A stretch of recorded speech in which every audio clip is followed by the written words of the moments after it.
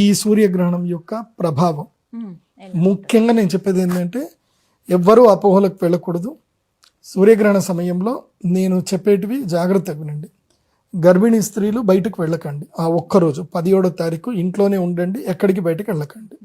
అక్కడి వరకే మీరు భోజనాలు చేయొచ్చు, టీవీలు చూడొచ్చు, తినొచ్చు, ఏదైనా చేసుకోవచ్చు. బయటకు వెళ్ళకండి, సూర్యుడి వెలుగు లోపలికి వెళ్ళకండి, అంతే. తర్వాత ఈ గ్రహణము పుణ్యకాలం కాబట్టి ఇట్టి సమయము లోపల అగ్ని కార్యాలు, పూజలు, అనుష్ఠానాలు చేసుకుంటే మంచిది.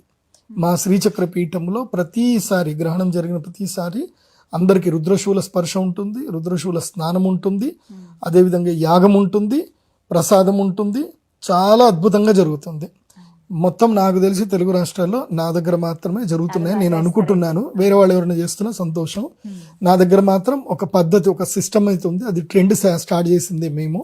కాబట్టి ఎవరైనా తమకి జీవితం లోపల కష్టాలు, ఒడిదుడుకులు, బాధలు ఉన్నాయి, ముఖ్యంగా అనారోగ్య సమస్యలు, ఆరోగ్య సమస్యలు ఉన్నాయి, మానసిక దౌర్బల్యం ఉంది, ఆత్మస్థైర్యం కోల్పోతున్నారు, అలాగే పాపకర్మ ఎక్కువగా ఉంది అని వాళ్ళకి అనిపిస్తూ ఉంటుంది. కొంతమంది అబ్బా ఏం పాపం చేసుకున్నామో రా, ఈ జీవితం అంతా ఇట్లనే ఉంది అని ఎప్పుడైతే వెస్ట్ అయిపోతున్నారో, అట్లాగే జీవితం లోపల జాతకం మారాలి, నా జాతకం ఇక్కడి నుంచైనా నా జాతకం మారాలి అని కావాలి అనుకునే వాళ్ళు మాత్రం ఈ గ్రహణం రోజు అటెండ్ అవ్వండి.